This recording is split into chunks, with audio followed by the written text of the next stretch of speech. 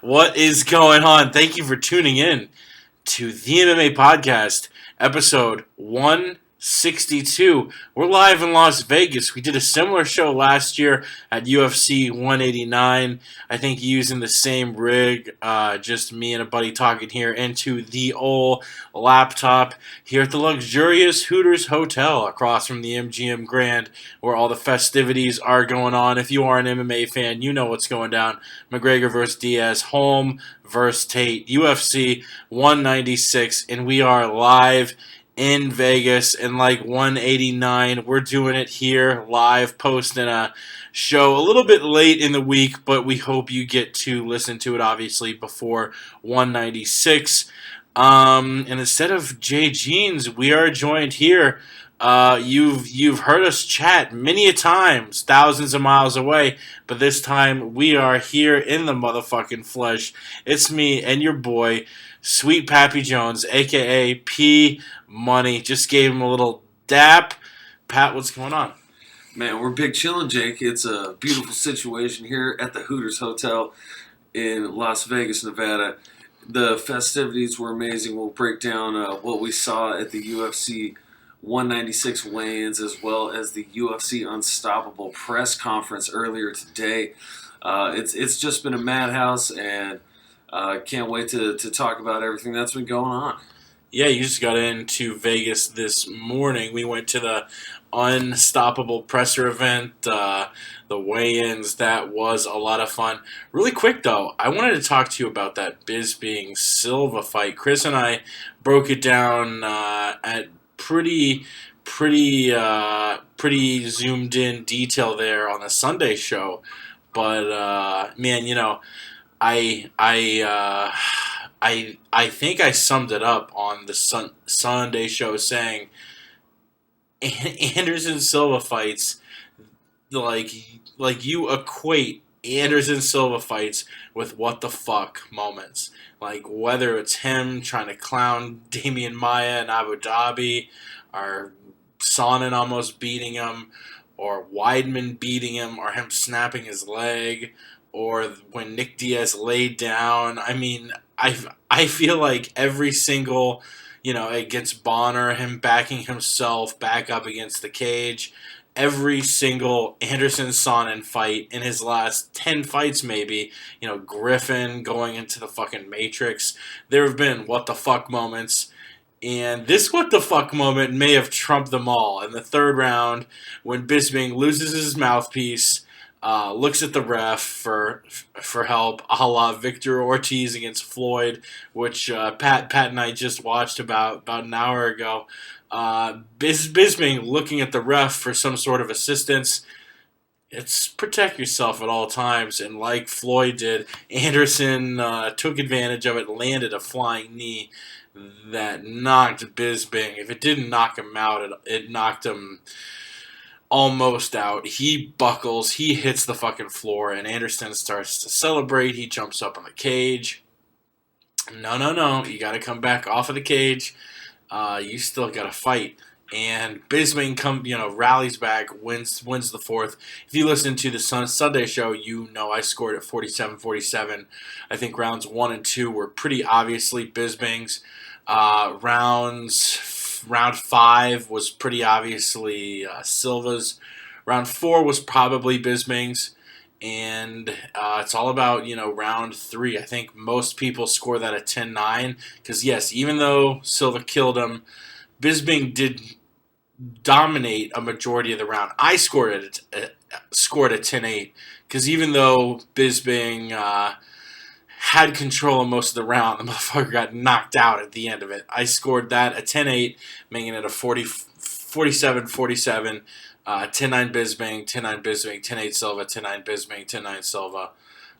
Silva in the 5th round landing that front kick, landing some combos. Just, and I feel like most people would agree that, yes, Bisping showed a tremendous amount of heart, but this fight, the story of the fight seemed to be Anderson being a little too reluctant to pull the trigger, and whether that's just because he's too shop-worn, or the fact, he doesn't fight as often as he used to, I guess.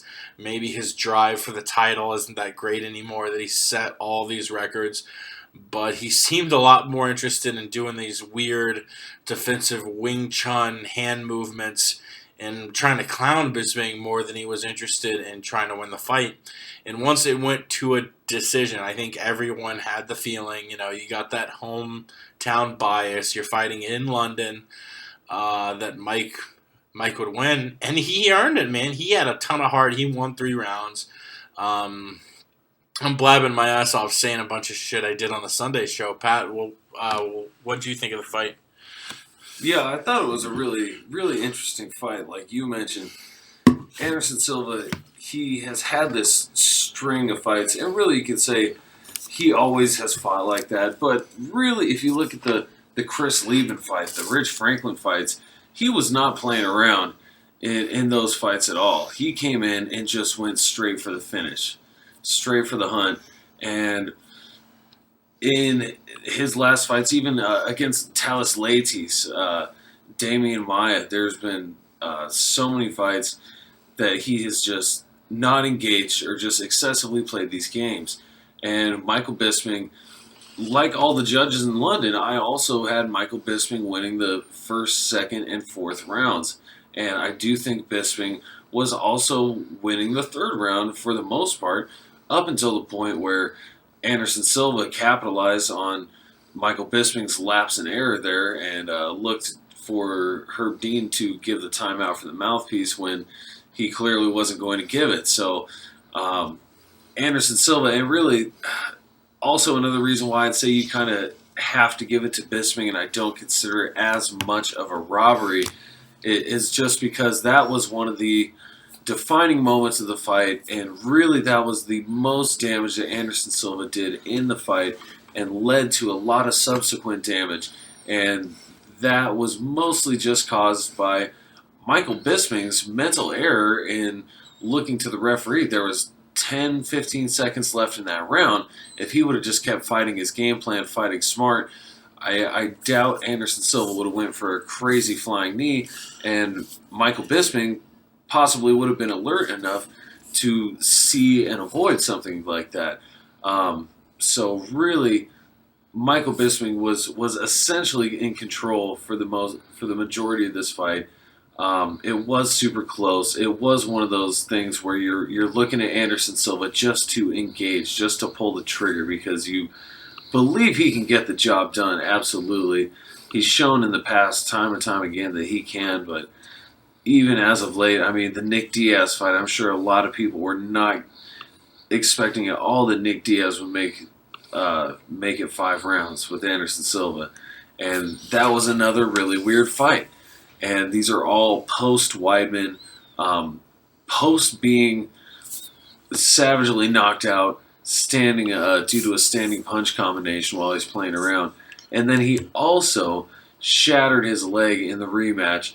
I mean, those can be almost PTSD-inducing type of situations where you have your leg shattered to the point where you need that emergency surgery. And, he was laying on the floor of that cage just screaming in a terrible fashion. You're going to be more hesitant in every sense of the game. Look at what happened to GSP when he got knocked out by Matt Serra. GSP used to be a killer. He went out for the kill. And then after he got knocked out by Matt Serra, he came back as the tactician GSP that really defined his legacy. And really what made him one of the more brilliant mixed martial artists was that he could attack you in wherever your weakness was. And he would beat you wherever you had a hole. If you were a striker, he would wrestle you. If you were a wrestler, he would strike you up. And he was just a fantastic tactician in that respect. But he played it much more safe than he did before he got knocked out. And so maybe this is kind of what Anderson Silva's doing. He's not wanting to engage as much. He's not wanting to put himself out there as much because he's been knocked out. He's had his leg shattered. Usually he's the guy inflicting those kinds of injuries. And now that he's incurred some of those more devastating injuries himself, maybe that's just thrown him off his game overall. Yeah, and man, what is next for Silva kind of depends on what he wants to be next. Does he still have it in him to chase a title? Does he still want to, be an elite middleweight? Didn't really seem like it in London. We'll see what his next move is. But now you have Michael Bisping. I think, I didn't really come to this conclusion Sunday, but I'm coming to it now. There's one name that makes a lot of sense. Jacare and Vitor Belfort are going to be fighting in Brazil pretty soon. I think in the next month or two. Jacare is going to win that fight. Jacare is going to beat Vitor. And then you got a possibility for Michael Bisping to fight Vitor, get his redemption. He's on a crusade against former steroid users. I think it's either that or maybe, I don't know, maybe if Weidman loses again to Rockhold, you give him Weidman. There was a little bit of bad blood getting stirred up there. Who do you think we should see next for Mike Bisping after a win over the GOAT, Anderson? Yeah, it's really interesting because Michael Bisping himself seemed to be calling out Nick Diaz after he beat Anderson Silva. Seems very interesting for him to call out the person that had been defeated by the person he just defeated in the cage. Yeah. Kind of a step back as opposed to the momentum that might create a title shot that Michael Bisping has so desperately looked for his entire UFC career. So interesting call out in his part. Makes me wonder where his frame of mind is right now. As far as the UFC is concerned, I think you're right. There is the potential for the Vitor rematch there. Michael Bisping, the majority of his losses have come to people on the gimmick. So, hey, he was able to defeat someone who had been busted for being on the gimmick under the new USADA rules and testing. Although, who knows, maybe it might have been actually slightly different since it was in London. Maybe UFC was overseeing. Actually, now I'm kind of wondering. I'm not sure. Yeah, now not sure how the international thing plays in because you have Vitor who's still fighting in Brazil, and you want to say USADA, are they in control of that? It is the United States ADA, Anti-Doping Administration. Do they have jurisdiction outside the U.S.? I have no idea. Logic would lead me to believe no. If they're the United States, you can't be going over to Curitiba making people submit to a drug test. So who knows about that? But yeah, there's for sure a little shadiness. Yeah, absolutely. There's room for it. But yeah, there's a lot of different options for Michael Bisping at this point. I want to say that makes it 2 in a row for him. Or no, actually, that's 3 in a row for him after Holloway, Leites, and so. Yep. So he's got a little streak on him right now. Maybe he thinks Nick Diaz would be a high-profile 4th win in a row that would help get him to a title shot. Maybe that's the case, but I wouldn't be surprised if they did make that Nick Diaz fight, just because, hey, as we've seen, it's certainly becoming about the money fights as opposed to the logic fights these days. And shout out to Michael Bisping, who after he gets his eye injured against Alan Belcher, then Tim Kennedy murks him. And everyone's saying, Mike Bisping, you gotta hang up your gloves, your eyes too fucked, retire. And he said, nah, I'm good. Since then, he's gone 4-1. His only loss coming to the current champion, Luke Rockhold. Say what you want about his vision, his eye. Like I said, his last 5 fights, 4-1. Only loss coming to the UFC middleweight champion, Luke Rockhold. That brings us to the UFC fights this weekend. We had, I guess, a couple. We had Gilbert Smith losing a close split decision. We had a Bellator card. Warren got spiked on his head. Is it time for Warren to retire? Like, you're getting suplexed on your head hard as fuck. I watched Joe Warren die when he fought Pat Curran and fucking got knocked out on his feet. That was just a sad fucking sight to see. I feel like this with a lot of guys, but I feel like for his own good, I'd like to see him retire.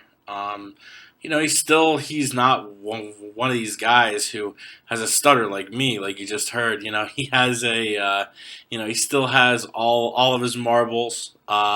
He honestly could be a good commentator. I mean, I think I've heard him do guest color. I'm pretty sure he has done cage side for Bellator, and he's good. So I would much rather, and he probably would get paid more doing that than fighting.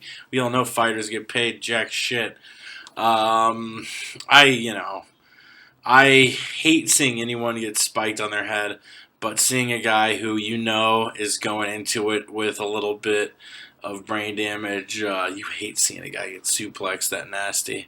And especially being choked completely unconscious. Yeah, right after. In the first round. Suplex City, bitch. And Joe Warren, we all know his claim to fame is his wrestling. And the grappling area is his level of expertise. Suplex City. He went to Suplex City. And he went to... it wasn't Havilov Airlines... but he certainly went for a ride there, and he was completely dominated where he was supposed to. That was his strong suit. He can't even employ his main game plan at this point. It seems in Bellator MMA, which is a second-tier organization as it is. I think you have a great point. He has been good on the microphone. They have given him some media work, to my recollection, in the past. So. I definitely think that wouldn't be a bad option for Joe Warren at this point. Yeah, and I guess it's a little early. Pardon me, the Doja is loud. It may be a little early to see what is next for Warren, considering he got choked unconscious 3 hours ago. But we will see what's next. Let's get to the meat of the podcast, UFC 196. We're here in Las Vegas for it. Before we break the actual fight card down, it's been fun. Fight week. We didn't go to the open workouts because that's a waste of time. But today we did go to the UFC Unstoppable, the presser and the weigh-ins. I want to talk about the presser first.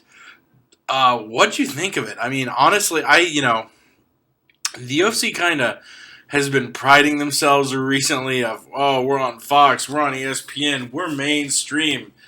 I don't know if this presser did a very good job pushing the UFC as a mainstream sport. I mean, when you have Super Bowl media day and you have the football players up at the podium, they're acting very, very formal. Yes, I really hope we can move the ball down the field and score more points than the other team to achieve victory. I literally feel like 75% of the questions that were asked today at the UFC presser devolved into, no, fuck you, pussy. No, you're a fucking lying-ass pussy. Say what you said to me an hour ago. What'd I say to you, pussy? You said that I should suck your dick and that I'm a giant fucking pussy. Yeah, you're the biggest pussy I've ever known in my life, pussy. Suck my dick. It devolved, whether you had Weidman and Rockhold literally screaming East Coast, West Coast at each other. Uriah Faber calling Dominic Cruz like a half Latino, skinny, back fat, it was it got pretty juvenile the whole time, which was fun. Being there, the fans loved it. Actually, Pat and I had to come back and rewatch the presser because every time anyone said anything close to controversial, the crowd would erupt and you couldn't hear shit. We had Alan sitting next to us, our boy Alan at Westland Eagle AH. I loved it to death, but Alan was being that guy. Screaming like an asshole. When you go to an event and they'll do some like let's have a moment of silence for the two kids who jumped in the sewer and drowned, and their families are here, and we're really sorry for them. And you never can get through the whole moment of silence because there's one guy who just goes, "Woo!" Allen was that guy when John Jones walked out, and every time I think John Jones said anything, Allen is that guy screaming, "Coke! Coke!" Which, don't get me wrong, it was hilarious, but we were laughing our asses we off. were. In Allen's defense, I was enjoying it thoroughly, but after a while, you start looking around, seeing, all right, is a security guard about to kick our group of four out here because our boy Allen is just screaming at everything. When I think Joanna actually pointed at him and said, "I love you, man," because Allen's screaming like, "You beat Claudia!" Bah! Like he was screaming loud at everything. It was hilarious. I love our boy over at Westland Eagle AH, but man, when you're sitting next to him, it's you got to check both shoulders and make sure there's not a angry John Jones fan who's pissed off that your boy's yelling Coke every 5 seconds. What did you make of the presser? I don't know. I hate to be a pessimist, but man, you got to give more time. Like if you're gonna bring 22, I think that was the count. It was 20 or 22.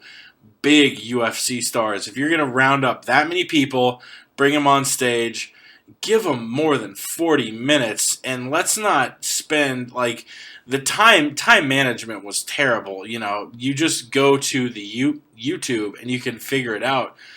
The whole presser was 1 hour and 15 minutes. You had 35 minutes of Dana White just introducing people. They'd show a minute or two long promo package and then bring out the fighters.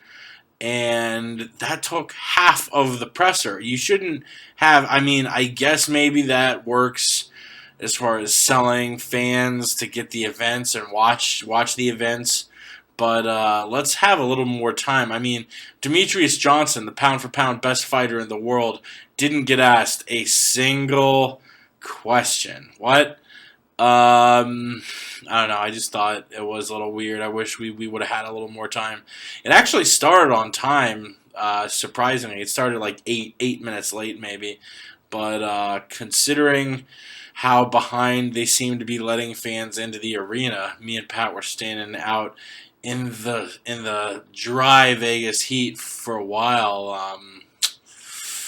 Yeah, man, what did you make of that presser? It was, Jones and DC sort of stole the show, as was to be expected. But what did you think of it? I thought it was a fucking spectacle, to be quite honest. Yeah. It was just a crazy atmosphere there. Of course, every time Conor McGregor, anytime his fans are there was a large Irish contingent. Of course, with the weigh-ins immediately following the press conference. So it was a very large, very loud crowd. Our boy Allen, though, I think pretty much every single person in the entire arena heard him, and you can hear him screaming, Coke! Coke! Coke! Coke! Every time. DC's Oh, not on Coke. yeah. DC's drug-free. Coke! Oh, my. Oh, Westland Eagle, man. My goodness. God bless him. God bless his heart. Just about, you could see the people in the front row. You could see the fighters on the dais that are just looking around like, oh my God, who is this guy with no shame? It was fantastic. That's Allen. But, I think a lot of the pacing had to do with, it was a lot of fight announcements as well. They were announcing UFC 200. They were announcing UFC 199. And they announced 2 fights, McDonald Thompson and Faber Cruz 3. Yeah. Speaking of which, what do you think of those 2 fights? I think they're... I see 2 very one-sided fights. there is not a question in my mind of who wins either fight. I think we might even see two finish it. I don't know. We either see two. I don't see either fight being much of a toss-up. But what do you think? Well, I think Dominic Cruz and Uriah Faber historically match up very closely. Styles make fights, and their second fight was still very close. Although Was it? I gave Dominic a slight edge in that. I don't know that I've ever even rewatched it.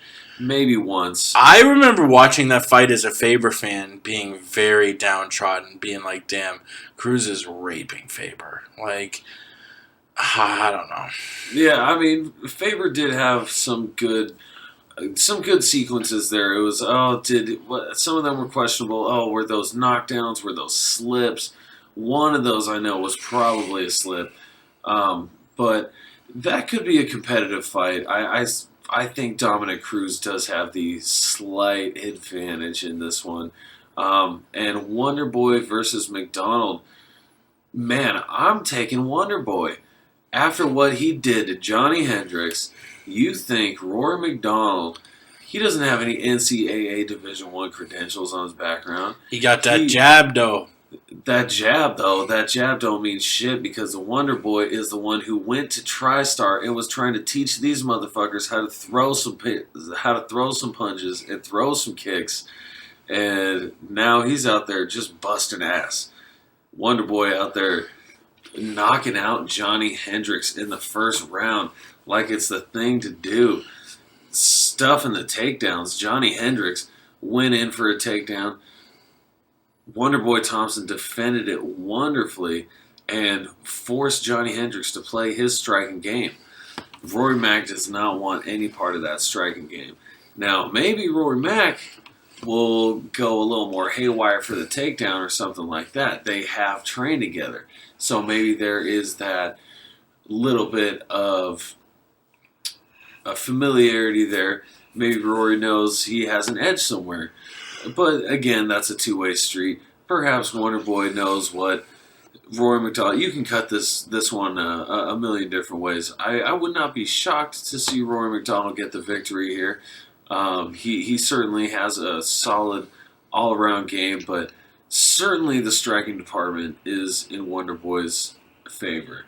The grappling definitely has to be in Rory's favor, but man, it looks like Wonder Boy's getting a lot better, man. And with Wonder Boy's accuracy, he's been known to knock out. I mean, he just knocked out the person with the best chin in the UFC, hands down, in my opinion, and knocked him out in the first round emphatically. So he also has that Rory McDonald has to worry about. Yeah, and I don't want to take anything away from Wonder Boy, and the guy's proved me wrong, considering how I said he had absolutely zero chance against Hendricks, and then he goes out and finishes him. That being said, I think Rory McDonald is the best welterweight in the UFC. I think he matches up. Rory versus any welterweight, I give it to Rory. That includes Lawler, and yes, he's 0-2 against Lawler. I still think Lawler. I don't want to call it luck, but Rory was winning that fight through 4 rounds before Lawler landed a punch that landed just so perfectly that it broke like the bridge of Rory's nose, and he had to stop so it wouldn't get pushed into his brain and he wouldn't die. That being said, I'm for sure taking Rory. I don't see Stephen Thompson. Rory's bigger. He's stronger. He might have a little bit of a speed disadvantage, but Rory just the precision and the timing Rory has.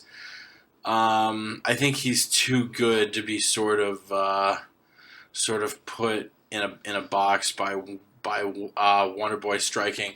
But I'm looking forward to seeing how that plays out in Ottawa. I don't have the date in front of me. But, we went from the presser, went to the weigh-ins. Any notes from the weigh-ins? I really don't have anything. It's refreshing to see Conor not look like a fucking zombie. He looked like an actual human being. Which, by the way, speaking of Conor Nate, if you're listening, Google CNBC UFC 196 interview for one of the most hilarious interviews you've seen in your entire life. Nate Diaz walking off in the middle of it because the questions the CNBC people are, I guess, understandably pissing him off. He's like, oh, or the woman, asked what he would do with winnings. He's like, the fuck is this? The Money Channel? It's like, no, it actually is the Money Channel. That's the channel you're on right now. And then he was on Fox Sports 1 saying something like, man, we don't know what gazelle means in America. Fucking comedy from Diaz. But, at the weigh-ins, you had a lot of guys get in there to separate them. Any notes from the weigh-in before we move into breaking down this fight? No, everybody made weight. Nobody looked too bad from what I had seen. It was just very interesting, though. Especially Miesha Tate. She didn't look too bad at all. Hey, yo. Yo. Neither did Holly Holmes. Shouts out to the ladies. Long hair don't care. Shouts out. Hey. Shevchenko news. We got love for all y'all. What's up, girls? Hey. It really, though, in this, you see, just like with the press conference, everybody's getting super animated. Now, on the microphone, at the weigh-ins, Conor McGregor really has just taken things over. Everybody's trying to get paid really the way they should be paid for what they do, and it's almost degenerated to a certain point, though, just because you don't see this in the big leagues, the big MLB, NFL, NBA. You don't see other players saying, "Oh, I'm going to make you my bitch. I'm going to, fuck your face, and I'm going to fuck you in the streets," and it's crazy. Oh, you're a little bitch. I'm going to fucking murder you in the cage. I mean, I remember when Frank Mir said that to Brock Lesnar prior to their rematch, to their second fight. And Frank Mir was saying, oh, I'm going to kill Brock Lesnar in the ring. I'm going to literally kill him. I'm going to literally kill him. It's going to be the first death. And everybody was fucking shocked. It's like, too far, dude. Too far. Oh, my goodness. It was... a hubbub was raised. Didn't Penn do some similar shit against George? I think George, I'm going to literally kill you. Yeah. Oh, yeah. Yeah, Penn definitely said that. I think he said that about maybe a couple people. But nowadays, it's like, oh, they would love for you to say that, probably. Yeah. It was amazing. Yeah. And champions were acting at the press conference as I never really seen them before, and perhaps a little bit more animosity between some of the fighters at the weigh-ins today. It's just very interesting to see what direction the atmosphere that's terrible. Just seeing what direction the culture of mixed martial arts is taking right now. Yeah, and I guess that boots us up to UFC 196 going out tomorrow night at the MGM Grand Garden Arena. Hope to go if prices for the event drop a little bit. If they don't, I might not be able to. Pretty steep there. But let's, I guess, like we usually do, we'll break down the prelims, then break down the main card, then the co-main and main event. Prelims, a few fun fights standing out for me. You've got the two headlining fights. The headliner of UFC Fight Pass, Diego Sanchez and Jim Miller. The headliner of Fox Sports 1, Brandon Thatch versus CR Bahadurzada. Those are fun fights. Darren Elkins, Chaz Skelly. I guess I'll get to breaking down what's standing out for me. Julian Erosa versus Teruto Ishihara and Salas versus Sago. I couldn't care less about those two fights. Sanchez Miller. You got Sanchez, who should be 0-7 in his last 7 fights. Instead, he's 3-4, and those 3 wins are 3 of the most controversial decisions in history against Jim Miller, a guy who's pretty shop-worn himself. But I see Miller just Sanchez can steal rounds, but it's just that, stealing them. I think Miller has the wrestling credentials to win the fight. Elkins Skelly, Elkins only can win when he can wrestle you and bring it to the mat, and I don't think he wants to do that against Chaz Skelly, so I'm giving that one to Skelly. Silva versus Nordine Taleb.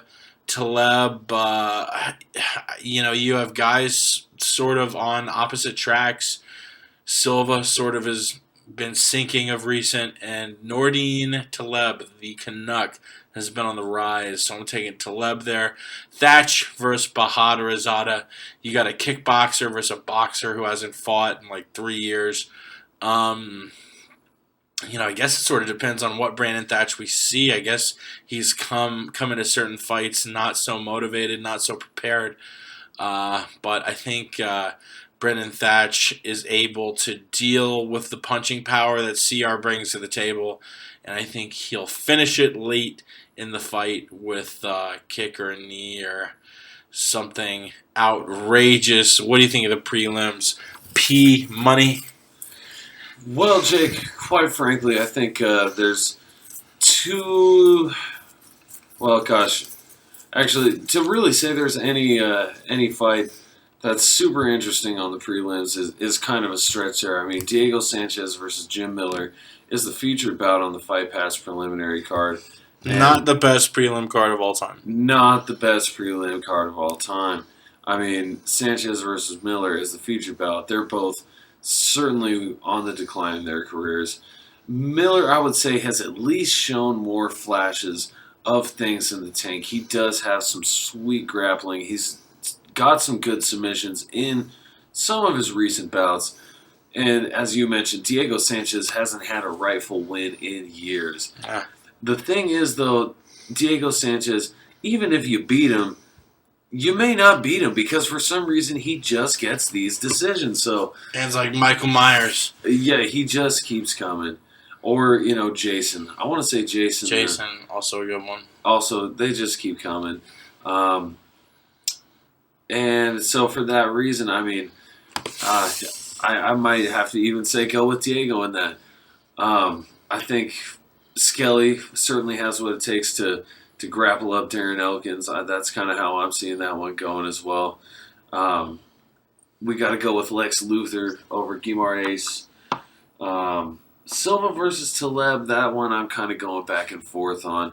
Silva has had those flashes, but really hasn't beat anybody big. He's really never been able to break into the top level. I want to say his biggest win might be over Josh Koscheck, who is certainly well on his way out. I'm not quite sure who to take in that one. Taleb, as you mentioned, he's 3-1 in his last 4. However, his last loss was in his last fight, which I believe was to Warley Alves, who is a very hot prospect himself, if I'm not mistaken there. But I might have to side with Taleb for the upset in this one as well.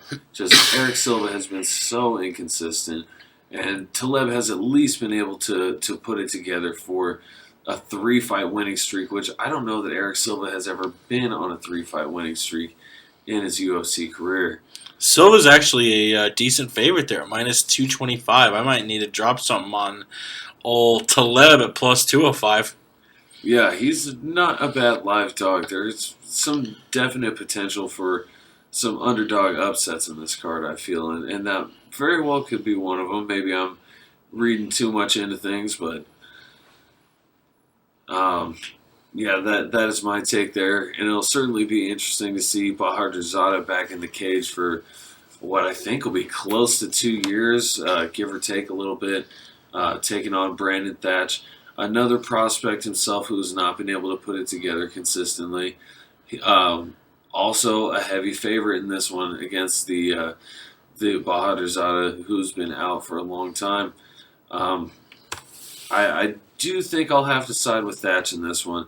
He does have some good striking. He's I think also just having been more active and having had those fights in the last 2 years, I have to give it to him. But hopefully there will be this will be one of those cards where it may not have the most paper appeal, but often that's when you get some of the best finishes and some of the best scraps.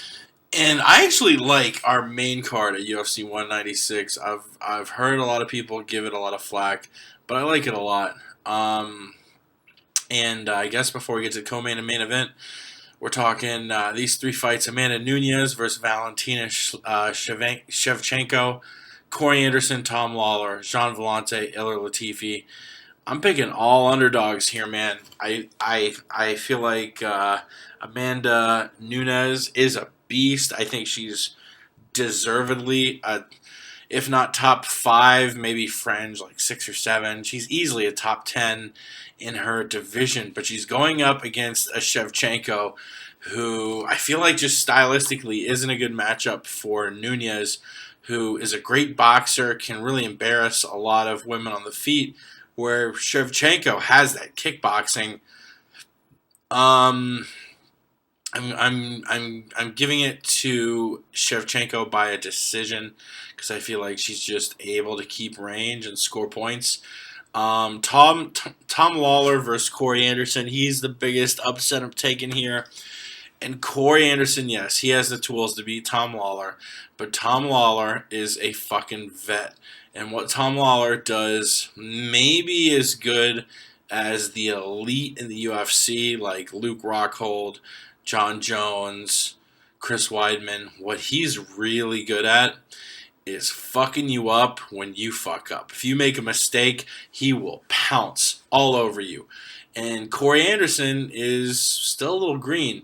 I think if Corey Anderson makes any big mistake out there, leaves himself open, Tom's going to jump all over it. He just had a little baby. Shout out to Finn Lawler. And I have Tom winning. I also have Jean Vellante winning, another upset versus Ilir Latifi. This fight is all about whether or not Ilir will be able to get inside John's kickboxing to land that knockout. If he's able to do it, he wins the fight. If he's not, and I don't know if he's going to be able to, I think John knows what he's had to train for, and his training camp has probably been focused on not letting a short dude with crazy knockout power inside your range, and he'll be ready for it. And I got Chris Weidman's butt buddy, Jean Vellante, winning as a plus 160 dog. Who you got, P-Money? You know what, Jake? I'm seeing a lot of these very similarly. Valentina Shevchenko, if I'm not mistaken, she actually beat Joanna Jędrzejczyk in a kickboxing match. She herself, multi-time world champion kickboxer, and in her UFC debut, showed off some decent grappling chops. So I definitely think she has what it takes to defeat Amanda Nunes. Amanda Nunes, though, is a beast at the 135-pound division. It's amazing she hasn't gotten that title shot yet, but the way things have been playing out have been quite nice in the bantamweight division overall. It's going to be a great test for both ladies, but I dare say I'm going to have to go with Shevchenko as well for the slight upset in this one. And Tom Lawler versus Corey Anderson, I'm picking Lawler as well. Yeah. Lawler, he 205 Conor, one of my favorite weigh-ins ever. He for those who didn't watch, he got like stickers of Conor's tattoos and put them on his chest and was doing Conor's mannerisms, which he actually mentioned on the Filthy FRB show. that last time he weighed in, he tried to do a Conor. He tried to get a Conor McGregor fight kit and go out as Conor, but they wouldn't let him wear a Conor McGregor fight kit. He thought of a way around it and went in as Conor. So it was a variation of something he tried to do in the past that you would have known about if you listened to the Filthy FRB show, which has been in a hiatus. It should return shortly. But we hope next time you hear it, Tom will be coming off another win against Corey Anderson. Sorry to have so rudely interrupted you, sweet P-Money Dollar. By God, Jake, what a tangent.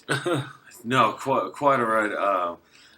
I simply think that Lawler, he's got a good grappling base. He's got good striking. And really, he's a vet. He's been in this thing for a long time now. Long time Lawler. Yeah, wow. I wasn't even the whole long time Lawler thing actually refers to Robbie Lawler, and I just spat it out. But no, this is actually long time Lawler. Wow. Yep. Just with the O instead of the E. Same pronunciation and everything. Absolutely. Corey Anderson just a little more green. And I think, Lawler at plus 275, man, that's a big line. I'm not quite sure that that's warranted, especially when you consider that Lawler, I want to say in his last fight, just knocked out Gian Vellante. Who beat Corey Anderson. Hashtag MMA math. I mean, MMA math is not a proven science. Styles do make fights, but there's a lot of factors that are coming into play here, and that's one of a potential couple that could be in Lawler's favor. So at plus 275 or whatever you can find him at, might not be a bad play there. And then Latifi versus Vellante, man, I've been going back and forth on that. Latifi looked cut in his last fight. He was cut the fuck up like fucking Buff Bagwell from the NWO days or something like that. Buff the stuff.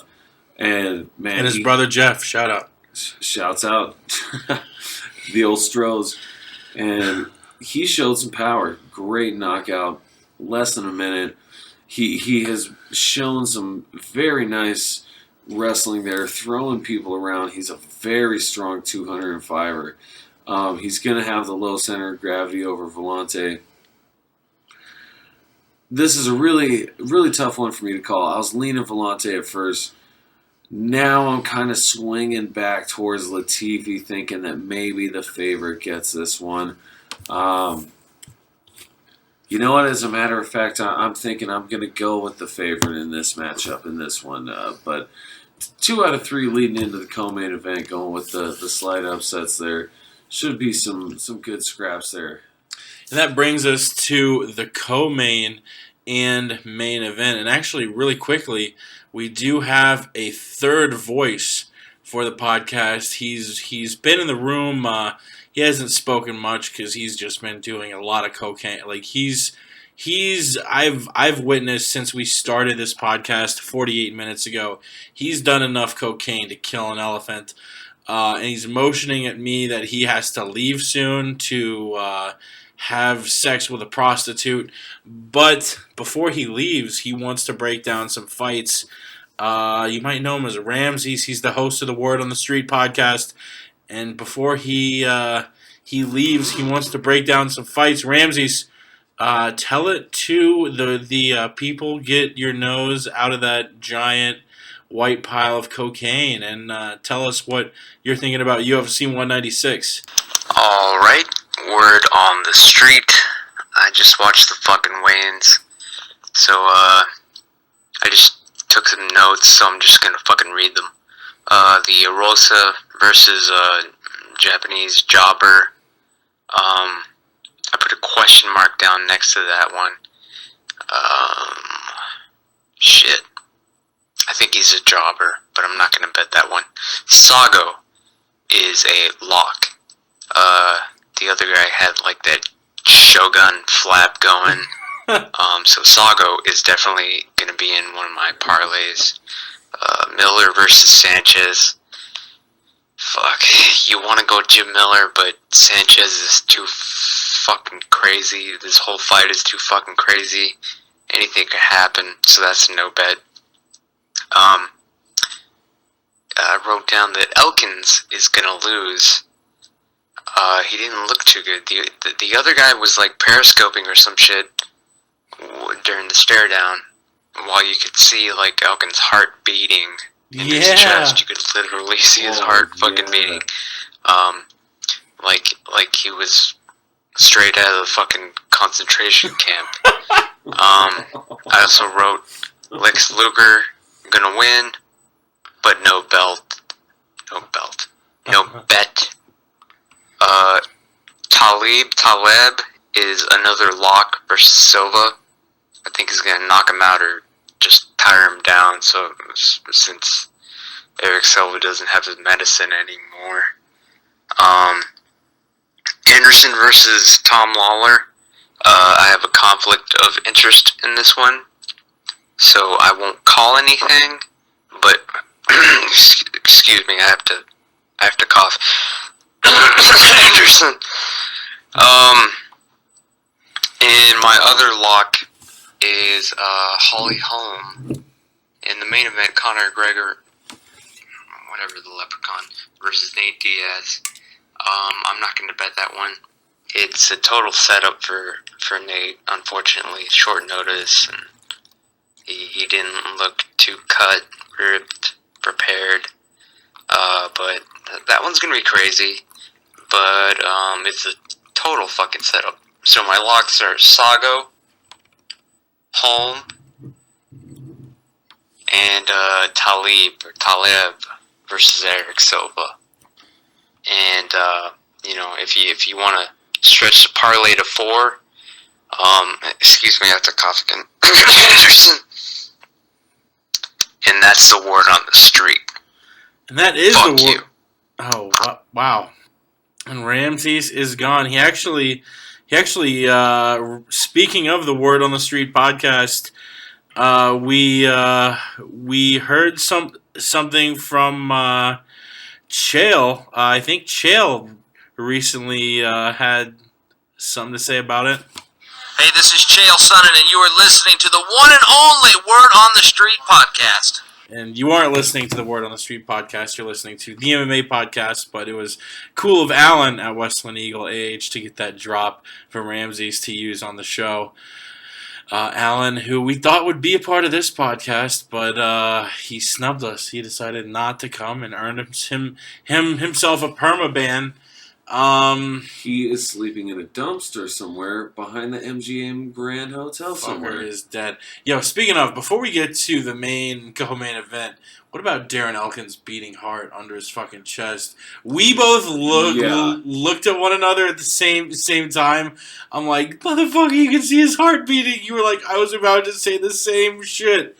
Move up a weight class, Darren Elkins. Please. What the fuck? No, that was insane. I really could not even believe it. I mean, we had good seats in spite of the lines that you saw. Of course, you're following the MMA podcast on Twitter. Shout out to Jake. Shout out to Jake. The line that you saw, we were able to get some spectacular seats. Believe it or not, that was the VIP line we were in. Yeah, that was the Fight Club. The Fight Club line. Shout out to Alan for holding down some seats. Shout out to Alan. Shouts out.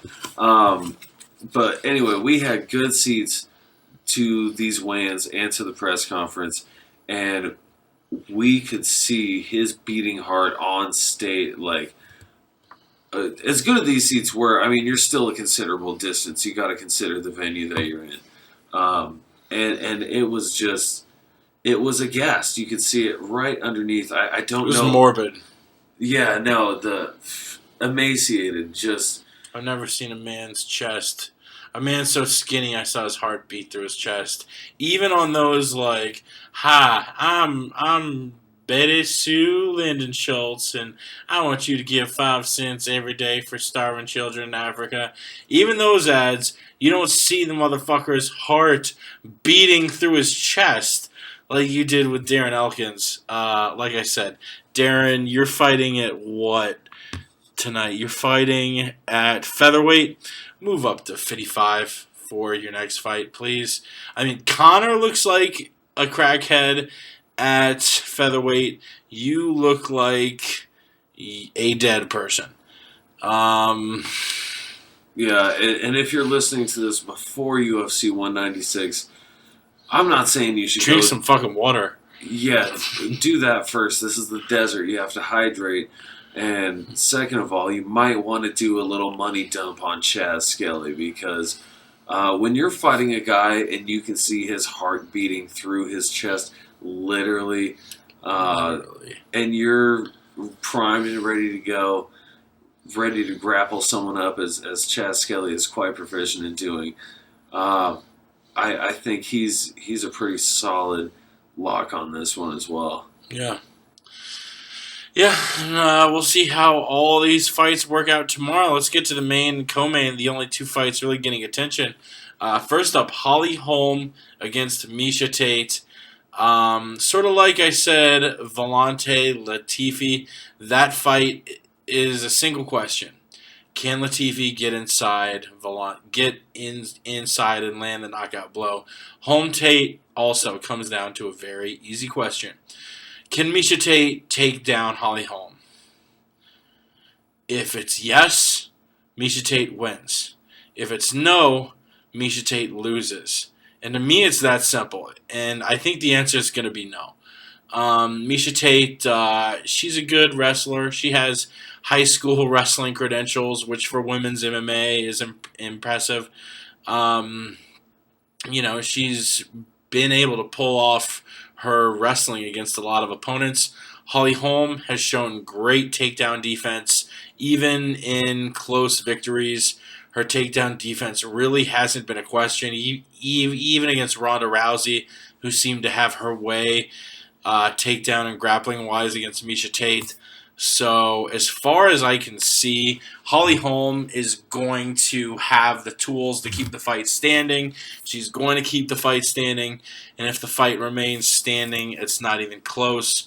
Miesha Tate has shown when she fights women who are kickboxers that she's susceptible to the head kick, which is not a good thing when you're fighting the preacher's daughter, Holly Holm. I'm not saying Miesha Tate can't pull off the win here, but if she's not able to take down Holly Holm, I don't see her winning. She might be able to. Holm hasn't really fought a Miesha Tate level wrestler yet.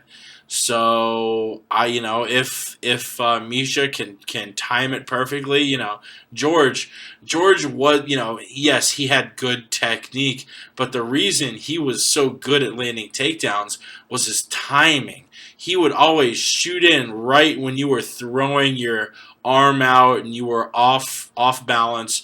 George was amazing at timing, and if Miesha Tate can get that timing in and shoot right at the wrong moment when Holm's throwing something and take her down and get into top position and steal around here and there, she could win the fight. I just don't see it happening.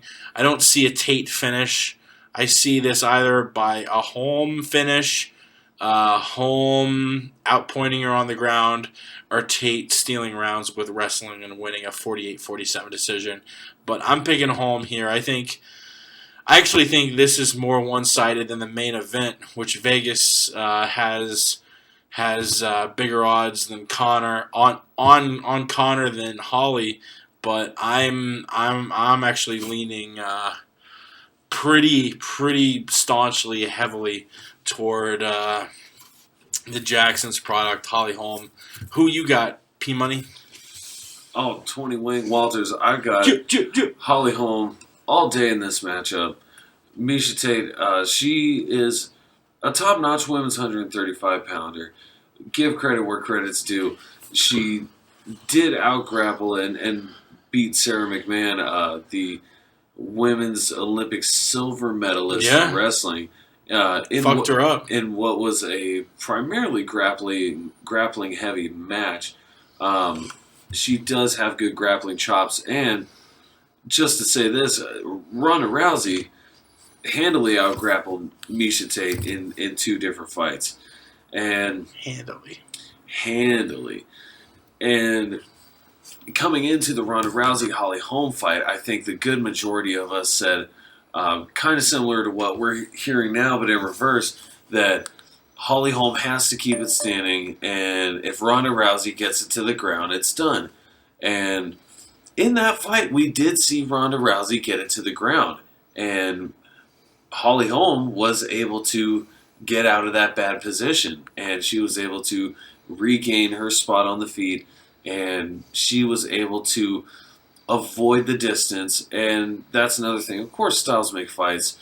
Miesha Tate's more of a wrestler as opposed to a judoka, which Ronda Rousey is.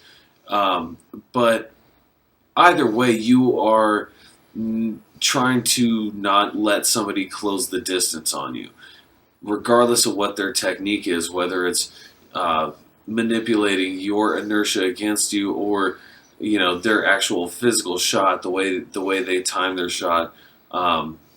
It's about managing that distance, and Holly Holm seems to really have that down. She did a magnificent job against Ronda Rousey, and I just don't see there any reason why she can't employ a similar or put out a similar performance like the one she put out against Rousey and get a finish at some point in the fight. Miesha Tate, she's very tough, but Holly Holm is a world-class, world champion athlete many times over, and I think she's definitely earned her spot at the women's 135-pound championship, and I think she's going to successfully defend her belt tomorrow night, or should I say today. Today. Before we talk about Conor Diaz, I just want to throw this general question out there. What the fuck is going on with Conor McGregor's career? They're saying his next fight is going to be against Robbie Lawler. So are we just pretending like he already beat Dos Anjos and won the light? You would assume that they would make him defend his featherweight belt before he moved up to lightweight to try and win that belt. And you would assume that they would make him fight at lightweight before fighting for the welterweight belt. I mean, it's just crazy shit going on with Conor McGregor. I mean, is the guy ever going to fight again at 145? You look at pictures of him, so emaciated, zombie-like at 145. And now weighing in at 168, smiling, a full face, looking happy, eating two breakfasts. You just wonder. I mean, this is something we've never seen. We've never seen, the meteoric rise this guy's had. We've rarely ever seen a guy win the belt and then have his next fight be 2 weight classes up while he still holds the belt he hasn't even defended yet. While there's a clear contender in Frankie Edgar, it's all a little crazy. It's hard to digest. The RDA fight was hard to digest. The fact that he's now facing Nate Diaz is even harder to digest. The fact that it's going to be at welterweight is even harder to digest. It's just weird. It's a very strange set of circumstances. I mean, imagine if Luke Rockhold beat Weidman, and then his next fight was at heavyweight against Overeem. Just be what the fuck? It almost feels like a sideshow, but it's obviously not. Both of these guys are esteemed, credentialed MMA fighters, but the ridiculousness of what Conor's career has been and what's going on, really, I don't know. It's wild. We've got a bunch of folks saying his next fight at UFC 200 is also going to be at welterweight against GSP or Lawler. So is Conor a welterweight now? Is he gonna have the fight against Dos Anjos? There's so many question marks.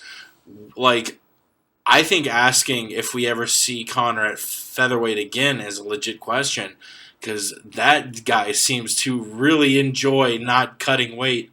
So will we see Conor at 45 again? What's going on with the lightweight belt? Who's going to fight Dos Anjos next? No one's talking about that. Like, is his next fight going to be against RDA?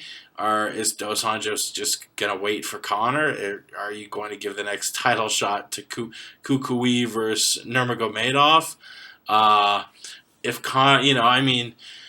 It would be ridiculous for Conor to fight for the welterweight belt if he hasn't, so he holds belts 2 weight classes apart, and you have Dos Anjos sort of sandwiched in the middle there. There are a lot of questions, and I hope these questions get answered in the next couple weeks. I don't think either way a fight against Nate Diaz is going to resolve any of those questions, win or loss. I'm looking forward to this fight, but what do you make of the whole? Conor was asked by Nate, you have this and that belt, and Conor said, I should be my own belt. And it was funny, but he kind of made a good point, like, what the fuck belt? What is Conor can't actively defend 3 belts at once, I don't think. You're not going to be fighting 6 times a year because you want a champion to be able to defend a belt at least twice a year, just for the sake of the division, for the sake of the folks like Frankie Edgar who deserve a shot and are twiddling their thumbs in line. Is this, Frankie didn't get this fight, and part of that was probably because I doubt Conor McGregor would have been able to cut down to 45 preparing for a lightweight fight. So there's a lot of things at play here. I threw a lot of questions out there about what the fuck is going on, but what do you make of the whole Conor weight situation? Well, this is going to be a good litmus test for Conor's future moves in the UFC, really. Nate Diaz is a tough out for anybody at 155 or 170 pounds. He went 2-2 in the UFC at 170 pounds. I feel like he should have went 3-1. That Dong Hyun Kim fight, I think he had that for sure. Don't tell that to Alan. Man, classic case of being on your back but completely dominating the fight. Anyways, that's a subject for a different day. But Nate Diaz, he's fantastic everywhere. Super boxing.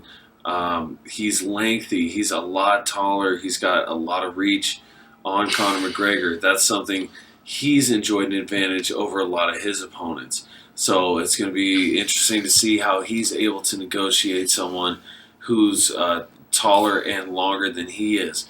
Also, there is absolutely zero question about Nate Diaz's ground game. His ground game is killer. And there's certainly questions about Conor McGregor's ground game. If Nate Diaz is able to drag Conor McGregor into that territory, which Nate Diaz, he's crafty, man. He's been doing it for, I want to say he's been in the UFC for maybe maybe 9. What season of Tough was that? Tough 6, Tough 5? Tough 5 was Nate Diaz's season. Team Pulver, Pen Pulver? Pen Pulver, that was it.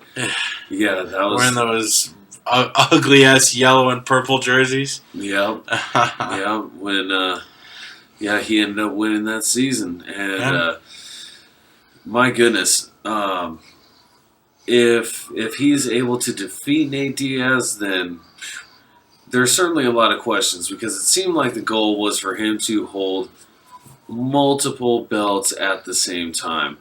Would he... What if that dude held 3 belts at once? Well, I don't know if he could do it at once, because as you mentioned, I mean, the pictures, and that was something also immediately noticeable at the weigh-ins today, just looking at Conor McGregor and saying, man, he doesn't look like a crack fiend. He doesn't look terrible. He looks like a person. He would come out to some of those 145-pound weigh-ins looking like he was on that base rock cutting weight. I don't know. And just seeing him looking like a healthy 168-pound welterweight. It was Healthy young Irish boy. Yeah, and looking pretty strong out there too. So, man, who knows if he wins this fight? I think there's a possibility that he would relinquish the 145-pound belt and instead go for the 170-pound belt and then the 155-pound belt.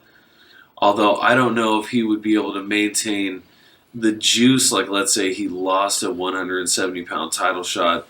If he doesn't have the 145-pound belt, I don't know how he has the juice to get a shot at 155. Yeah, this is going to be a good litmus test for Conor McGregor to see what he ends up doing, if he's going to settle for 45, 55, or 170. And we talk about the fight, McGregor versus Diaz. I guess we'll break it down now. When I break down a fight, the first thing I ask myself is, where is this fight going to take place? And to answer that question, you ask, okay, where does either guy want it to take place? Conor McGregor wants this fight to take place on the feet. If he gets really, top position or bottom, he's at a disadvantage on the mat against Nate Diaz. Conor wants this fight standing. Nate could want it in either place. Game plan wise, I guess he would probably want it on the mat, but his boxing isn't bad. But Conor will want this fight standing. He has the tools to keep it standing. Diaz isn't an acclaimed wrestler like a Mendez. I don't think Diaz will be able to take Conor to the mat, or even if he is, keep it there. So I think Conor will keep this fight on the feet. So I do believe a big majority of this fight will be standing. All right, the next question: if your fight is standing, how does it break down stylistically? And you have a guy in Diaz who uses his range so well. You watch the Michael Johnson fight, and he's mastered the range and landing shots, and it's not going to be an easy puzzle. This is one of the most, this is one of the staunchest challenges that Conor has faced in the UFC, and he's doing it on 11 days' notice. How do I get inside the range of Nate Diaz? Conor has better footwork. Conor's stronger. Conor's faster. And those are the tools you need. I think if this was a 3-round fight, Diaz is not a finisher. Conor is a finisher. If this was a 3-round fight, Diaz would, I think in my mind, have the chance to maybe steal a couple rounds and win the fight. It's a 5-round fight. I don't think Diaz has a chance in hell. Anik was pretty staunch about saying that he was so sure that Nate Diaz was going to lose to Conor that if he did not get the victory, he was going to get a 209 tattoo on his arm. So I don't know. I'm going to be kind of rooting for Diaz for a multitude of reasons. I've always loved the Diaz brothers. I want to see Anik get a 209 tat. Not that I dislike Conor at all. I'm going to feel good either way, because Conor is what the sport needs. Conor is so good for mixed martial arts. Conor is a darling on ESPN and Fox Sports and even fucking CNBC, saying he wants the reporter to text him a picture of her. So Conor is really what the sport has needed for a while. And I don't know. I'm actually really a lot more torn on who I want to root for than who I'm picking to win. I have Conor easily winning. I don't think Diaz has a chance in hell in a 5-round fight. But who I'm rooting for, it's fuck. I'm gonna feel conflicted either way, because Conor is so good for the sport. But Diaz, dude, how can you root against the Diaz brothers unless you're a fucking piece of shit narc or something? Like, the Diaz brothers are so likable. I don't know. But breaking the fight down, that Conor left hand. I think Conor finishes it third or fourth round. I don't think it's a quick finish like we've seen a la Aldo. But Conor's left hand puts him out. He buries a fourth body in the desert of Las Vegas and goes home with a W at welterweight. Well, Jake, I think that's a great breakdown there, and you do make a lot of fantastic and valid points. However, I'm thinking Nate Diaz, I'm thinking he has what it takes in this fight. Now, look at the Michael Johnson fight he just had in December, not even 3 months ago. Everybody was saying that Johnson was going to light him up. He was, I want to say, a pretty good underdog against Michael Johnson. And Nate Diaz came out there and he put his boxing, everybody said he was going to get lit up anywhere the fight went. And Nate Diaz went out and put on a classic performance, dominated with the striking, and just looked to be in prime form. And Nate, he does have good cardio. He's a triathlete just like Nick is. And they have been known to have that as a primary asset, especially looking at his workload in previous fights against Donald Cerrone. Just voluminous striking. And he does have some solid finishes over Gray Maynard. He TKO'd Gray Maynard. Submission over Jim Miller after... Made the man bite his own tongue off. Oh, man. The submission over Takanori Gomi and the absolute battering of Cerrone. He beat Marcus Davis half to death standing up and then almost... MMA math. Diaz has beaten an Irishman already. There it is. And choked him unconscious. We could... Oh, my goodness. If we saw Nate Diaz replicate... That was a masterpiece of a performance in MMA, I'm telling you. If he put Conor to sleep, the MGM Grand Garden Arena, they would need to close down for months because the fucking roof would get blown off that place. You know what? And honestly, this is almost the same exact storyline. Marcus Davis, of course, he was an American-born, not Irish in the same sense Conor McGregor actually. We put Irish in finger quotes for Marcus Davis. Exactly. But same thing. Here comes the boxer. And you know what? Credit to Marcus Davis. In that first round, he did hit Nate Diaz with a big shot. But Nate Diaz also does traditionally have a good chin. But he ate a big shot, came back, completely took over the boxing. Boxed Marcus Davis up so bad, his eye was swollen like an alien. And then he choked him completely unconscious. It was such a fantastic performance. I really like to say that is the definition of one of the best performances you could ever put on. Overcoming the early adversity and then beating your opponent in every facet of the game and then finishing them. And I could see something very similar playing out in this fight. Nate Diaz, as I mentioned just a little bit ago, he does enjoy a sizable height and reach advantage. And he's been in this game for so long. When he made that post-fight speech talking about how he's been in this sport, working for it for years. Conor McGregor, I want your fucking ass. Oh, motherfucker. He has been working for it for years. He has been very active in the UFC at different points. Fuck that! Money was always a point of contention. And it's so funny. It seems like back in the day, the Diaz brothers' attitude was always getting them in trouble.